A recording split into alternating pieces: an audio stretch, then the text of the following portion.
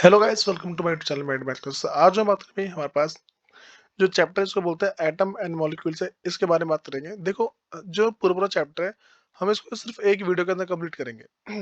तो सबसे इसमें जो इम्पोर्टेंट बात है भाई, देखो हमने लाइफ में बहुत सारी चीज़ देखी होती है।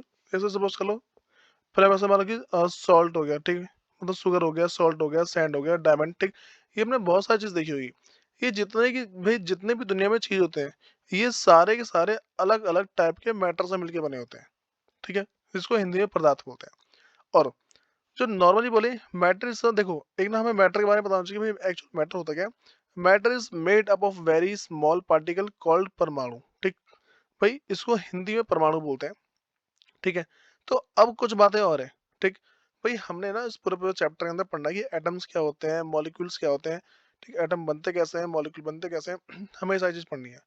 तो अगर बात करें भाई एटम क्या होता है, तो दुनिया में कोई सी भी चीज हो, ठीक है, जिस छोटी छोटी चीज से मिलकर बनी होती है, ठीक, उसको बोलते हैं एटम। जैसे मान लो एक छोटी चीज, ऐसे ना बहुत सारी छोटी छोटी चीजें हैं, बहुत सारी छोटी चीजें, इनसे मिलकर कोई बड़ी चीज बना दी, तो इसको बोल देंगे एटम, ठीक।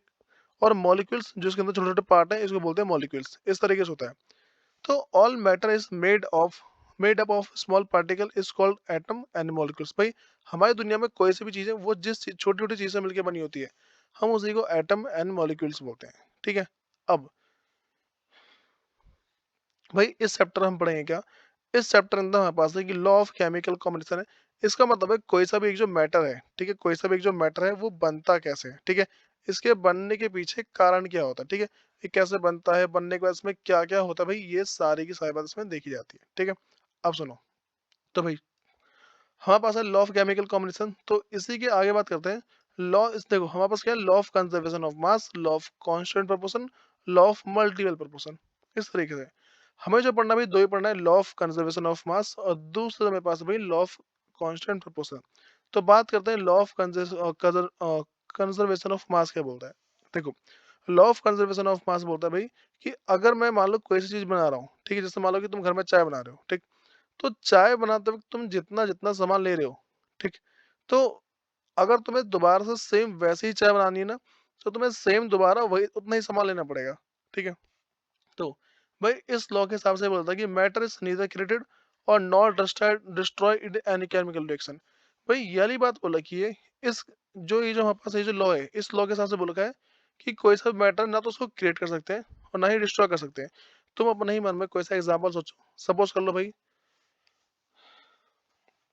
देखो मैं तुमसे बोल रहा हूँ भाई, हमारे पास क्या है, एक ना प्लास्टिक का टुकड़ा है, ठीक है। एक प्लास्टिक का टुकड़ा है। अगर मैं इस टुकड़े को खत्म करना चाहता हूँ दुनिया से, तो कैसे खत्म करूंगा। भाई कोई बोले जला दो, पिचका दो, तोड़ दो, घिस दो, खत्म हो जाएगा। लेकिन वो रहेगा इस पृथ्वी के अंदर ही, ठीक। तो इसीलिए बोलते हैं कि भाई किसी भी मैटर को ना तो हम डिस्ट्रॉय कर सकते हैं, ठीक है, और ना ही हम उसको क्रिएट कर सकते हैं। ये वाली बात बोलती है, ठीक है। उसके बाद इसमें एक बात और बोल जाता है। देखो मैंने बोला ना कि देखो इसमें जो बात बोल जाती है वो है, the law of conservation of mass means that in chemical reaction the total mass of product is equal to total mass of reactant side, ठीक है। भाई देखो ऐसा होता है, जैसे मान लो कि a प्लस बी है, इन दोनों को ऐड किया, यहाँ पे ए बी बन गया। तो इधर के जो है, ठीक, इसको अगर हम देखते हैं, इसको बोलते हैं हम एक तरीके से, मान लो देखो इसे बोलेंगे रिएक्टेंट साइड, ठीक है, ये रिएक्टेंट साइड।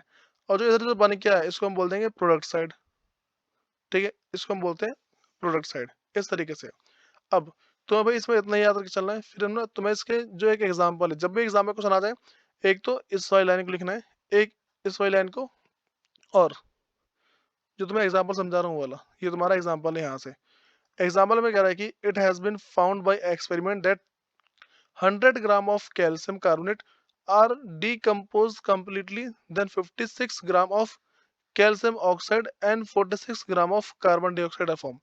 ये बोल रखा भाई मेरे पास 100 ग्राम कैल्शियम कार्बोनेट था, इसको मैंने गर्म करके जलाया, ठीक, तो 56 ग्राम कैल्शियम ऑक्साइड और 44 ग्राम कार्बन डाइऑक्साइड आया। तो टोटल अगर मैं इनको ऐड करता हूँ ना भाई दोबारा से, तो ये 100 ही आएगा, 100 से कम नहीं आ रहा। तो नॉर्मली बोलते हैं भाई इसमें कुछ चेंज नहीं हुआ है, ठीक है। अब तो ये तो हमें बताना बताना होता है। फिर उसके थोड़ा आगे बढ़ते हैं कि हमारे पास भाई और क्या बात जाननी है। देखो हमारे पास यहाँ पे एग्जाम्पल है, उस एग्जाम्पल समझो क्या है। ये कह रहा है कि the chemical reaction taking place in chemical reaction as follow. देखो भाई, जब भी हमारे पास कोई केमिकल रिएक्शन होता है, देखो तो मैंने एग्जांपल थ्रू समझा रहा हूँ मैं। एक तो मैं इसको लिखना है, ठीक, फिर जाके यहाँ लिखना है। तो यहाँ पर ये बता रखा है, जैसे मेरे पास कह रहा है कि barium chloride plus sodium sulphate, इन दोनों को मैंने ऐड किया। ऐड करने के बाद मेरे पास क्या बना भाई, barium sulphate plus sodium chloride, ये बना। अब ना हमने क्या, सबका वजन ले रखा है कि भाई किसका वजन कितना कितना है। जैसे मेरे पास क्या है भाई, जो मास ऑफ बैरियम क्लोराइड है वो कितना है, 20.8 ग्राम है। ये 14.2 ग्राम है, ठीक। और ये 23.3 ग्राम है, ये 11.7 ग्राम है। इस तरीके से हमें सबसे जो इम्पोर्टेंट बात ध्यान है कि चलनी है, इस लॉ को हम तभी प्रूव कर पाते हैं जब मेरे पास जो एल एच एस है, ठीक है, एल एच एस मेरे पास आर एच एस के बराबर आता है। अगर ये बराबर नहीं आया तो हम इसको क्या एक बार प्रूव नहीं कर पाएंगे। फिर ये रहा हमारे पास, देखो मास ऑफ रिएक्टेंट निकाला हमने, 35.0 ग्राम आ गया। और मैंने मास ऑफ प्रोडक्ट निकाला, हो गया इतना आ गया, ठीक है। इस तरीके से हमारे एग्जाम में इसका एक ऐसा क्वेश्चन आने के काफी चांस है, और बहुत बार होगा तुम्हें सेम क्वेश्चन मिल जाएगा, ठीक है। जैसा मैं तुम्हारे को समझाया ना, वही सेम है। देखो इस पूरे क्वेश्चन में ये बोल रखा है इसने कि हमने क्या लिया भाई, दो एलिमेंट लिए, ठीक है। एक तो हमने लिया सोडियम कार्बोनेट, दूसरा लिया है एथोनिक एसिड। हमने इन दोनों को मिक्स किया तो तीन चीज बन के आई, ठीक। ये जो बन के आया भाई, sodium carbonate, carbon dioxide, water. तो इस साइड जो है इसको हम बोलते हैं रिएक्टेंट साइड, इधर वाले को बोलते हैं प्रोडक्ट साइड। इस तरीके से हुआ है। हमने जब इनको ऐड किया, ठीक है, देखो 5.3 ग्राम, 6 ग्राम, 11.3, और इस साइड वाले को ऐड किया 8.2, 2.2, 0.9। ये सारा सारा क्वेश्चन में लिखा हुआ है, ठीक। तो वही देख के चलना भाई कि क्वेश्चन को पहचानेंगे कैसे हम, और क्वेश्चन पढ़ के समझेंगे कैसे। यहाँ क्वेश्चन में कह रहा है कि sodium carbonate react with ethanoic acid. भाई देखो, एक तो सोडियम कार्बोनेट है, इसने रिएक्ट किया है, ठीक है। इसने क्या रिएक्ट किया, के साथ एथेनोइक एसिड के साथ, टू फॉर्म सोडियम एथोनेट, ठीक है।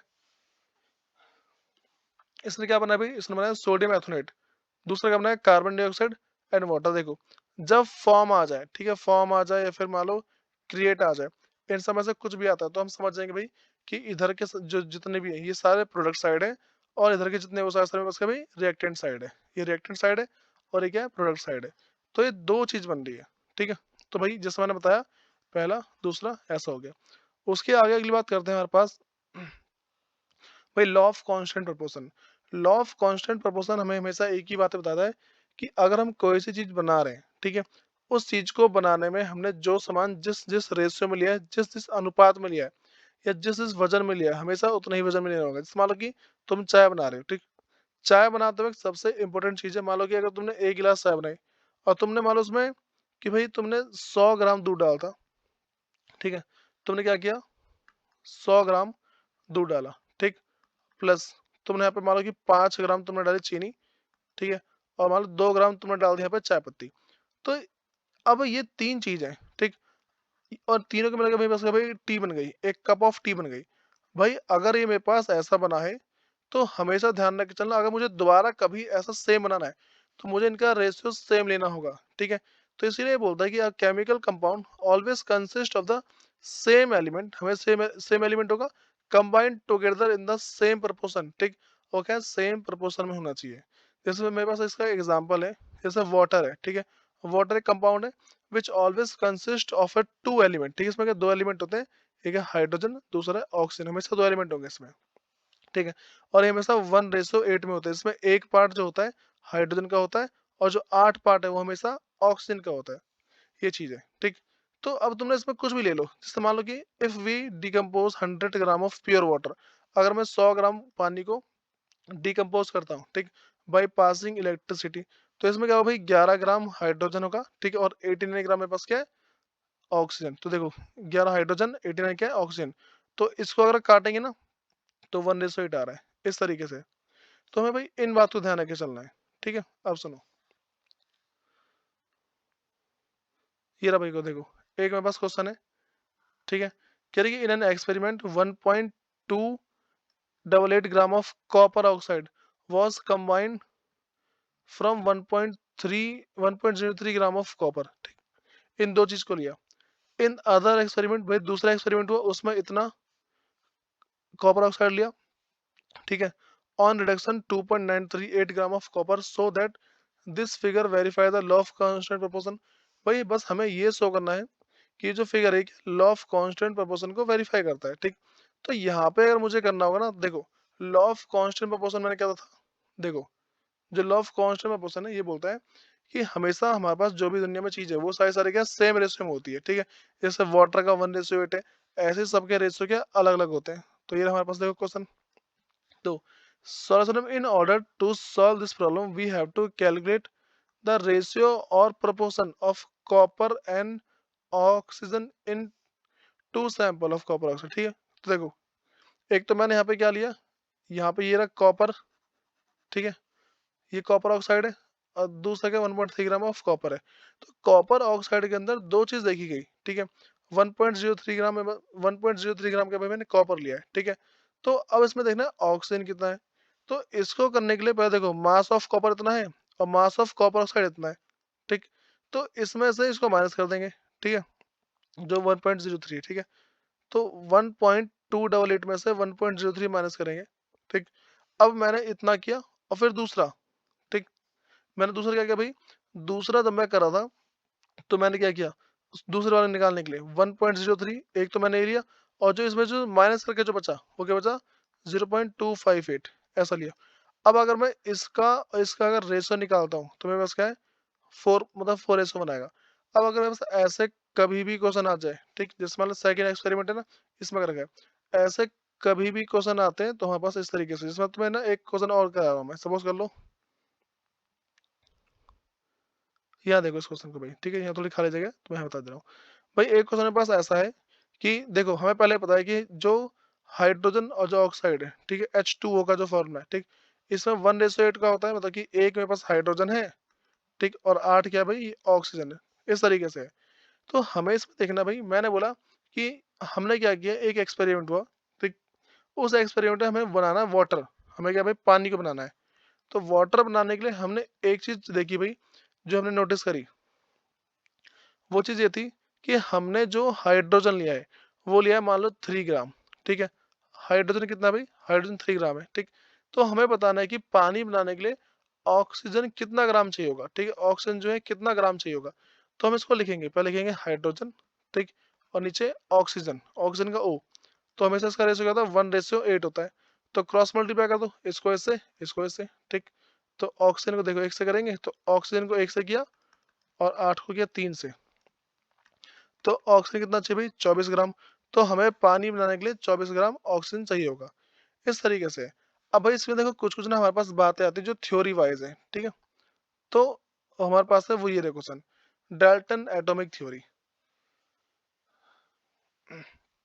देखो भाई ये थ्योरी हमें बताता क्या है, this the theory that all matter is made of very tiny individual particle. देखो इंडिविजुअल होता है, इसको हम तोड़ नहीं सकते, और तो very tiny individual particle is called atom, हाँ भाई इसको एटॉमिक थ्योरी ऑफ मैटर, ठीक है। क्या बोलते हैं इसको, एटॉमिक थ्योरी ऑफ मैटर बोलते हैं। नॉर्मली ये बोले भाई दुनिया में कोई सी चीज है, ठीक, जिसको हम तोड़कर अलग नहीं कर सकते, ठीक है, उसी को नॉर्मली क्या वैसे तो एटम बोलते हैं। जैसे छोटी चीज है, ठीक, इसको मैं अब और नहीं काट सकता, ठीक है, इसको और पतला कर ही नहीं सकता, तो इसी को हम क्या बोल देंगे, इसे हम बोलते हैं डाल्टन एटॉमिक थ्योरी बोलते हैं। भाई इसमें हुआ क्या था, इस थ्योरी के अंदर क्या बताया, इसमें बोला कि all the matter is made of very small particle called atom. दुनिया में कोई सी भी चीज है वो बहुत ही स्मॉल पार्टिकल से मिलकर बनी होती है, और उसे हम एटम बोलते हैं। दूसरी बात भाई, atoms can be divided, can not be divided. जो एटम है उसको हम और पार्ट में बांट नहीं सकते। मान लो भाई पूरा एटम है, ठीक, ये इतना छोटा होता है कि हम इसको और पार्ट में डिवाइड ही नहीं कर सकते। नेक्स्ट भाई तीसरी, atom can neither be created, ठीक, और नॉट डिस्ट्रॉय। जो एटम है ना तो हम उसको क्रिएट कर सकते हैं ना हम उसको डिस्ट्रॉय कर सकते हैं। जैसे मान लो कि तुम्हें इसका एग्जांपल दे रहा हूँ, सपोज करो तुम्हारे हाथ में जो पेन है, अगर तुम पेन को दुनिया से खत्म करना चाहते हो तो कैसे करोगे, तुम बोलो भाई जला देंगे खत्म हो जाएगा। तो जलाने पे खत्म नहीं होता वो, ठीक, वो रहेगा उस धरती के अंदर ही रहेगा, पर पूरी दुनिया के अंदर ही अंदर रहेगा वो।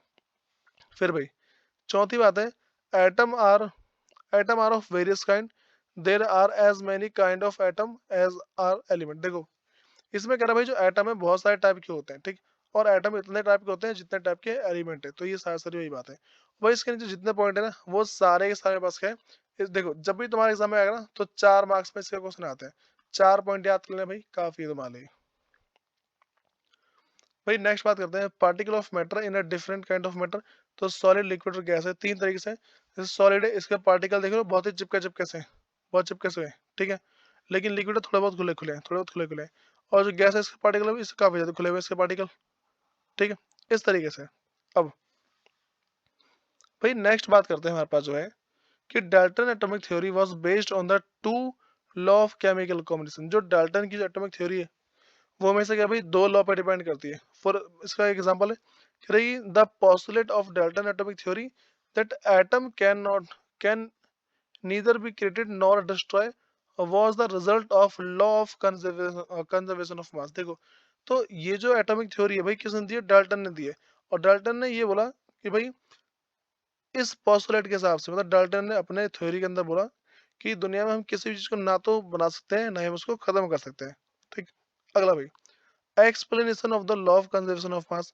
Law of conservation of mass है भाई, क्या बोलता है? वैसे ज्यादा इसमें ऊपर ना तुम्हें बता चुका हूँ, ठीक है। कभी इसका क्वेश्चन आएगा ना, जो मैंने ऊपर बताया उसी को लिख देना, इससे आगे बढ़ने की जरूरत तुम्हें है ही नहीं। फिर वही सारा सारा उसी के अंदर है। हम्म भाई हमारे पास जो अब ना अगली बात करते हैं, एक जो इम्पोर्टेंट क्वेश्चन आता है वो है drawback of Dalton atomic theory. भाई जो डाल्टन एटॉमिक थ्योरी है उसका ड्रॉबैक क्या है, उसके अंदर कमियां क्या निकली, ये क्वेश्चन तुम्हारा डिट्टो आता है, ठीक। तो इन इस क्वेश्चन को ना तुम्हें सेम याद कर लेना है। तो इसमें भाई पहला पॉइंट क्या याद करोगे कि atom were thought to be individual. देखो भाई डाल्टन ने क्या बोलता, डाल्टन ने कहा था कि जो एटम है, ठीक है, उसको हम डिवाइड नहीं कर सकते, लेकिन बाद वाली बात के गलत हो गई, ठीक है। एटम को तीन पार्ट में डिवाइड कर सकते थे, ठीक है, इसको बोलते हैं इलेक्ट्रॉन, प्रोटॉन और न्यूट्रॉन। देखो हमने इस चैप्टर में स्टार्टिंग से क्या पढ़ा, हमने ये पढ़ा भाई एटम को डिवाइड नहीं कर सकते, लेकिन हम क्या डिवाइड कर पा रहे हैं, ठीक। तो पहले ये वाली बात गलत हो गई। दूसरी बात बोली इसने, देखो Dalton atomic theory was said that all atom of an element have exact the same mass, ठीक।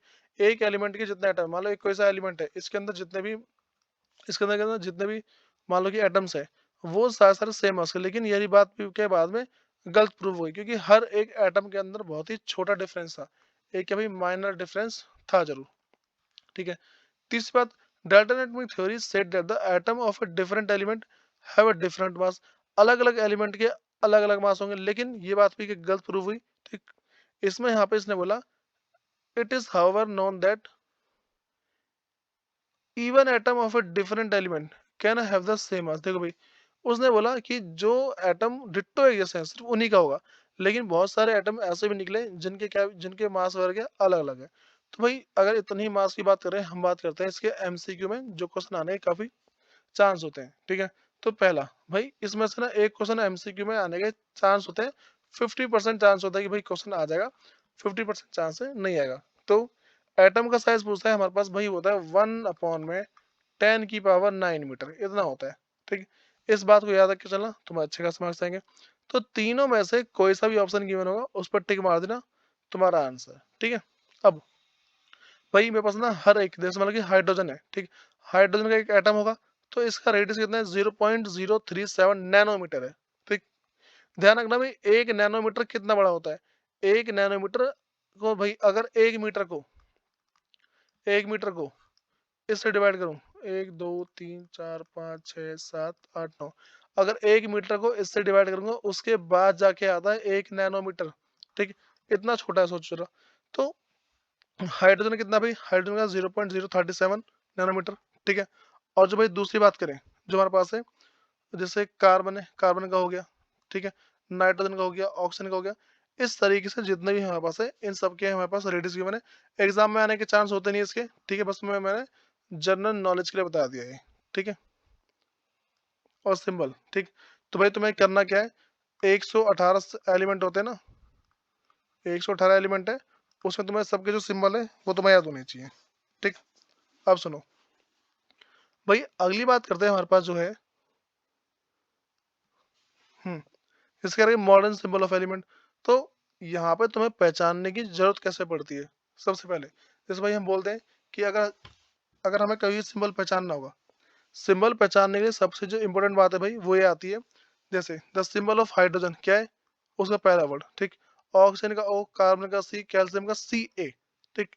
इसमें फर्स्ट लेटर सेकंड लेटर दोनों लिया है, ठीक। इसमें जैसे कि मैं क्लोरीन है, तो इसमें क्या है फर्स्ट और थर्ड लेटर लिया। तो ऐसे करते करते ना भाई हमारे पास क्या होता है कि बहुत से एलिमेंट ऐसे निकल के आते हैं जिसमें ना कभी पहला वर्ड, दूसरा वर्ड, पहला दूसरा वर्ड ऐसा लिखे। तो ये कुछ-कुछ एलिमेंट है, इसको याद कर लेना, ठीक है? और उसके सिंबल के साथ याद करना ताकि ताकि आगे काम आ जाए, ठीक है? इसका भाई स्क्रीनशॉट ले लेना एक बार। फिर अगली बात करते हैं, कुछ मेरे पास यहाँ पे, तो इसका भी स्क्रीनशॉट लेना एक बार। और भाई यहाँ सबसे इम्पोर्टेंट चीज़ मेरे पास यहीं पे आती है, इसमें कितने जो-जो एलिमेंट है वो, ठीक, इनका सिंबल और एटॉमिक मास। एटॉमिक मास भाई तुम्हें याद करना बहुत ज़रूरी है, अगर तुम्हें एटॉमिक मास याद नहीं होते, एग्ज़ाम में बहुत सारे तुम्हारे क्वेश्चन क्या है छूटेंगे। हाँ भाई, तो हम अगली बात करते हैं मॉलिक्यूल्स क्या होता है, ठीक है? तो मॉलिक्यूल्स के बारे में पता होना चाहिए भाई, मॉलिक्यूल्स एक्चुअल में क्या है?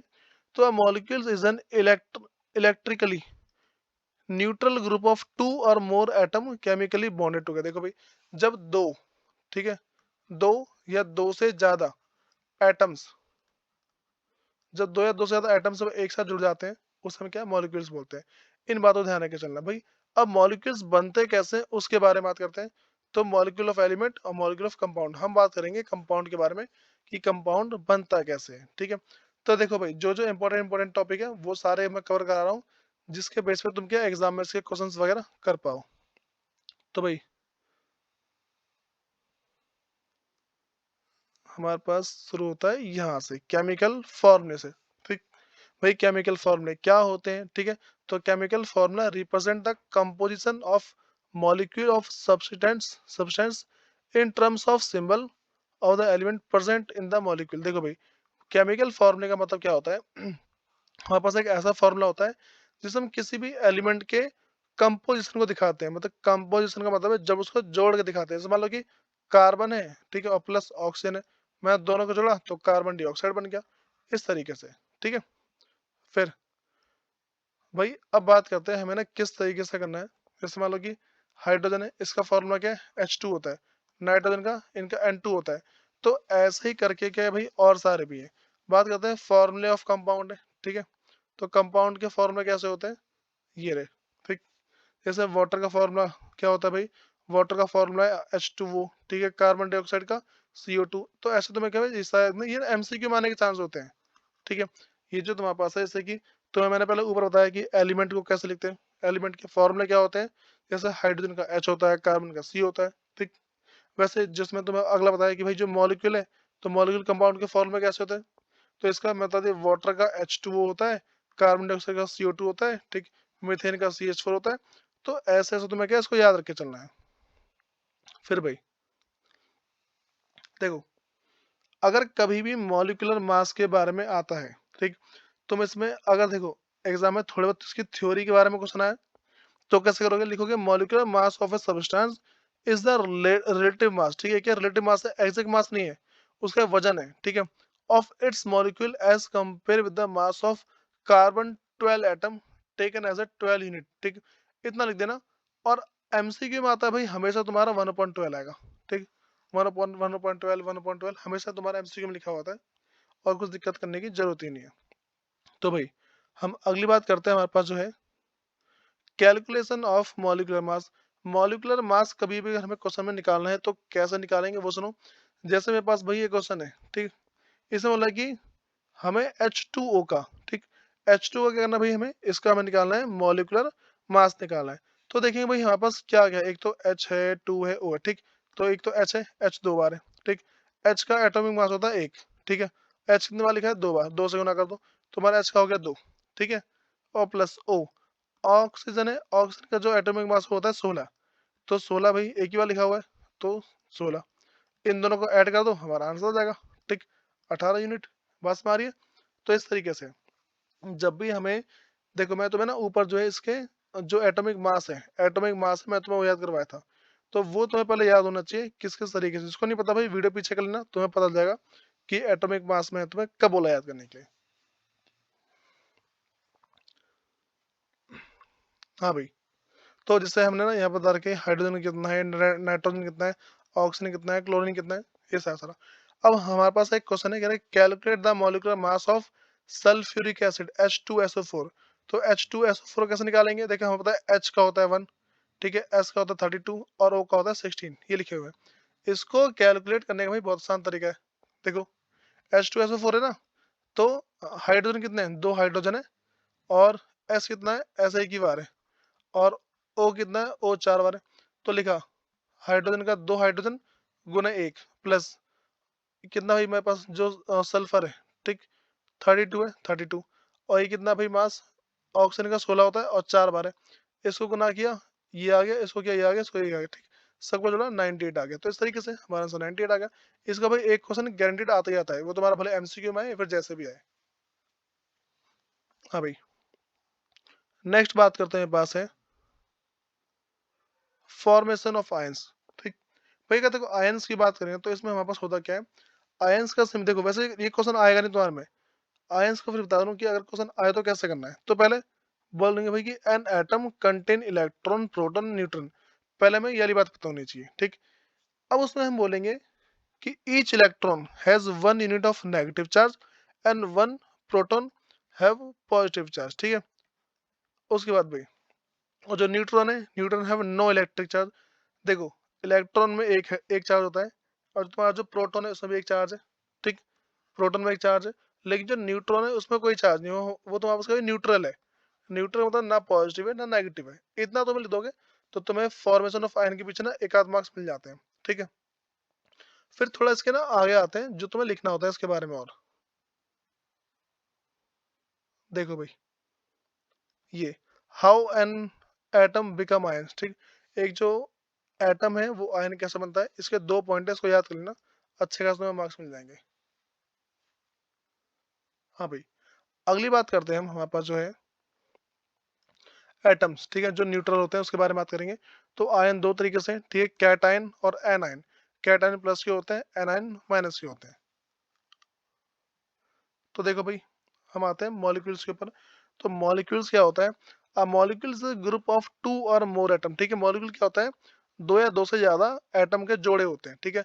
जब भी मान लो कि मैं जैसे 2 एटम लूँ या फिर 2 से ज्यादा, 3, 4, 5, अगर मैं ऐसे एटम लेता हूँ, ठीक है, तो इन एटम को जोड़ने पे मेरे पास जो बनता है, ठीक, उसे हम क्या बोलते हैं, मॉलिक्यूल्स बोलते हैं, ठीक है। अब भाई, एक मेरे पास उसको बोलते हैं, तो बोलते हैं होमो एटॉमिक मॉलिक्यूल्स। भाई इसका मतलब क्या है, तो होमो atomic molecules contain atom of same element. देखो कभी भी अगर तुम्हारे पास ना ऐसा आ जाए कि एक एटम है जिसके जिसके एलिमेंट सेम है, उसे बोलते हैं होमो एटॉमिक मॉलिक्यूल्स बोलते हैं, ठीक है। अब भाई मॉलिक्यूल्स के बारे में बात करें तो दो तरीके से लिया इसको हमने, ठीक है। पहला जो हमने लिया भाई, उसे बोलते हैं होमो एटॉमिक, दूसरे बोलते हैं हेट्रो एटॉमिक, ठीक है। तो होमो के बारे में बता दिया, और हेट्रो बारे में सुन लो। देखो दोनों का सेम है, इसका सेम है, इसका भी सेम है, इन सब में सेम है ना, लेकिन इसमें क्या अलग अलग है, ठीक है। H2O है, NO2 है, SO2 है, इस तरीके से। तो मेरे पास भाई जो कंपाउंड है ये बता दिया मैंने, ठीक है। और कंबाइनिंग एलिमेंट, जैसे कंपाउंड है तो इसके कंबाइनिंग एलिमेंट कौन कौन से हैं? जैसे वाटर है तो H2O हाइड्रोजन ऑक्साइड, तो हाइड्रोजन ऑक्सीजन, ये तो इसको तुम्हें याद कर लेना है कि किसमें कौन कौन सा है। ये तुम्हारे एमसीक्यू में पक्का आने के चांस होते हैं। फिर भाई अगली बात करते हैं एटोमिसिटी क्या होती है। एटोमिसिटी का मतलब है number of atom present in one molecule of an element, ठीक। एक किसी एलिमेंट के एटम के अंदर, ठीक है, क्या number of atom present in one molecule, एक मॉलिक्यूल के अंदर कितने एटम प्रेजेंट होते हैं उसी को हम बोलते हैं एलिमेंट, ठीक है, मतलब उसी को बोलते हैं एटोमिसिटी, ठीक। जैसे मान लो कि एक में से एक एलिमेंट है, ठीक है, इतना बड़ा एलिमेंट है, इसमें कितने छोटे छोटे बहुत सारे भरे हुए हैं, इसी को हम बोल देंगे एटोमिसिटी। तो भाई नेक्स्ट बात करते हैं, हमारे पास है केमिकल फॉर्मूले। और केमिकल फॉर्मूले बनते कैसे, ये मेरे पास सबसे one of the most important task है, ठीक है। और इसके क्वेश्चन भाई 2 मार्क्स से लेके 4 मार्क्स तक हर साल के बनते ही बनते हैं, ठीक है। ऐसा होगा नहीं कि भाई क्वेश्चन तुम्हें छोड़ दे। सबसे पहले तो तुम्हें लिखना है भाई, देखो हम मैं तुम्हें ना जो यूनिट मास है ये निकालना सिखा चुका हूँ पहले, ठीक है। जो यूनिट मास है उसको निकालना सिखा चुका हूँ, जैसे H2O है, इसका 18 मैं निकालता हूँ ऊपर, तो ये वाली बात तुम्हें पहले पता होनी चाहिए। फिर अब आता है भाई केमिकल फॉर्मूला कैसे बनते हैं। जैसे मुझे पहला बनाना है हाइड्रोजन सल्फाइड का, तुम्हारे एग्जाम में क्वेश्चन लिखाएगा कि write down the chemical formula of hydrogen sulphide, ऐसा क्वेश्चन लिखाएगा। तो तुम पहले लिखोगे हाइड्रोजन, लिख दिया, इसकी वैलेंसी इसके नीचे लिखोगे, ठीक। एनसीईआरटी का जो बुक है ना तुम्हारे पास, जो एनसीईआरटी की बुक है उसमें तुम्हारे पास वैलेंसीज गिवन है, ठीक। इसी चैप्टर में वैलेंसी गिवन है, उसको याद कर लेना भाई। याद करने का बहुत अच्छा फायदा होता है कि तुम्हें आगे कहीं दिक्कत नहीं आएगी। जैसे हाइड्रोजन है, हाइड्रोजन की वैलेंसी 1 है, सल्फर की 2 है, मैं इसको लिख दिया यहाँ पे। ठीक, तो क्या H2S1 है, H2S1 में 1 तो लिखेंगे, हटा देंगे तो H2S हो गया। वैसे ही बात कर दो भाई कि अगर कार्बन डाइऑक्साइड है तो कार्बन का 4 होता है और ऑक्सीजन का होता है 2। ठीक, इस तरीके से। तो C को 2 से किया, O को 4 से किया, तो कितना आ रहा है देखो, C2O4 ऐसा आया। तो यहाँ पे भाई हम क्या करेंगे, दोनों में से जो कॉमन आ रहा है, ये देखो क्या आ रहा है, ऐसा आ रहा है C2O4। दोनों में से जो 2 कॉमन आ रहा है ना, तो 2 को हम हटा देंगे और लिखेंगे C का 1 और O का 2। दोनों को हमने 2 से डिवाइड कर दिया। देखो जैसे नंबर लिखा है ना C2O4, अगर किसी एक नंबर से डिवाइड हो रहा है उसको डिवाइड कर दो। तो देखो वैसे मेरे पास ना एक ये रहा फॉर्मूला, एक ये रहा फॉर्मूले, और फिर देखो जितने भी बता दिए मैंने यहाँ पे। ठीक भाई, अगली बात करते हैं आयन के बारे में कि आयन्स कैसे, मतलब कि आयन की फॉर्म में हम कैसे क्वेश्चन सॉल्व करेंगे। तो अगर हमें कभी भी आयन बनाना होता है तो कैसे करेंगे, जैसे हमने ऊपर बनाया केमिकल फॉर्मूले। ठीक है, जैसे हमने ऊपर केमिकल फॉर्मूले बनाए वैसे हमें आयन फॉर्म करना है। तो an ion may be define as an atom of group, और एट देखो, एज एन एटम और group of atom having positive और नेगेटिव चार्ज, या तो पॉजिटिव चार्ज होगा या फिर नेगेटिव चार्ज होगा। देखो जिनमें पॉजिटिव चार्ज है उसके ऊपर प्लस लिखा होता है। ठीक, ये लिखा है उसमें प्लस प्लस लिखा है, और जिनमें नेगेटिव चार्ज है उसमें नेगेटिव लिखा होता है। ठीक है, इस तरीके से। तो जब भी हम किसी आयन को बनाते हैं तो एक प्लस का एक माइनस का जरूर होता है। ठीक, ऐसे में बस कभी मोनो एटॉमिक और पॉली एटॉमिक, ये दो तरीके से। जो प्लस वाले हैं वो पी से प्लस, ठीक है, और एम से माइनस। एक मिनट, तो उसके जो मोनो है, मोनो एटॉमिक, इसमें प्लस होगा। ठीक है, और जो तो उसके जो पॉली एटॉमिक उसमें क्या तुम्हारे पास माइनस माइनस होते हैं। ठीक है, अब सुनो भाई, अगली बात करते हैं हम, ये रहा। ठीक, जैसे इसने कहते हैं सोडियम कार्बोनेट, तो पहले सोडियम लिखो। ठीक, कार्बोनेट क्या होता है, कार्बन डाइऑक्साइड को कार्बोनेट बोला जाता है। तो ये जितने तो मेरे क्वेश्चन दिखा रहा हूँ ना, इतने कर लेना, तुम्हारे इसी में से एग्जाम में आते हैं ज्यादातर। तो सोडियम का 1 प्लस आ गया, कार्बोनेट का आया 2 माइनस का, इसको इससे मल्टीप्लाई किया, इसको इससे किया, ये आ गया मेरे पास आंसर। ठीक है, पहला, दूसरा, तीसरा, चौथा। तो जितने बता रहा हूँ भाई ये सारे के सारे कर लेना। ठीक है, जितने क्वेश्चन है। भाई अगली बात करते हैं मोलर मास के बारे में कि मोलर मास को कैलकुलेट कैसे करते हैं। देखो भाई, तुम्हें कभी भी अगर मोलर मास निकालना है, ज्यादा कुछ बड़ी बात नहीं है, तुम्हें उसके लिए एटॉमिक मास याद होना चाहिए। ठीक, एटॉमिक मास तुम्हें जैसे ही याद हो गया तुम्हारा क्वेश्चन खत्म। ठीक, जैसे मैं बोल दूं भाई कि मोलर मास ऑफ हाइड्रोजन, तो उसका 1 है, तो भाई 1 ग्राम मोल आ गया, बस इतना लगाना है। ऐसे बोल दो भाई मेरे पास क्या है, मोलर मास ऑफ S8 है। ठीक, तो मेरे पास क्या भाई S8 का, तो S का जो होता है भाई, S का है 32, और ये कितने 8 बार है, तो 8 से मल्टीप्लाई कर दिया, 256 ग्राम मोल, ऐसा आ गया। तो भाई ये सारा मेरे पास हो गया खत्म। अगली बात करते हैं हम मोल कंसेप्ट के बारे में। तो इसमें क्या होता है, इसमें ये बताता है कि जो तुम्हारे पास एक मोल होता है, ठीक है, एक मोल ऑफ एटम है, उसमें 6.02 इंटू 10 की पावर 23 एटम होते हैं। एक मोल के अंदर इतने सारे एटम है। ठीक, इस बात को याद रख चलना, ये तुम्हारा एमसीक्यू बनेगा कि 1 मोल में कितने तुम्हारे पास एटम्स होते हैं। फिर भाई ये कुछ फॉर्मूले हैं, जिन फॉर्मूले के बेस पे तुम भाई आगे जाके क्वेश्चन करोगे।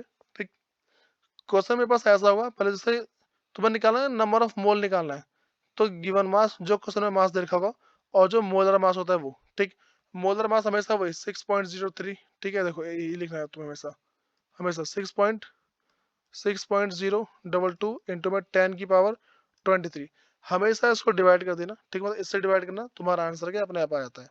अब सुनो,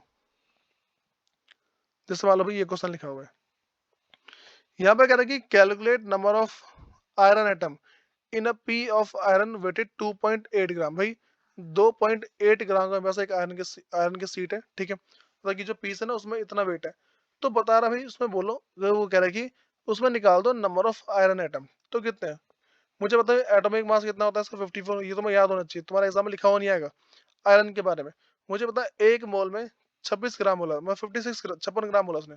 ठीक, अब मुझे ये वाली बात भी बताई कि भाई 1 mole of iron element contain 6.02 into 10 की पावर 23 एटम, ये लिखा हुआ है। तो जितने नंबर इसके होते हैं, जितने भी नंबर होंगे, ठीक, ज्यादा कुछ करने की जरूरत नहीं भाई, हम सीधा उसको देखो। अच्छा यहाँ पे ना तुम्हें ये भाई यहाँ थोड़ी ना दिक्कत है, ठीक है। 56 लेके चल रहे हैं, ठीक है। 56 लेके चलो इस पे। तो एक आयरन में कितना है, 56 ग्राम है। तो 56 ग्राम को रखा सामने, ठीक। इसके इधर लिखा मैंने 6.022।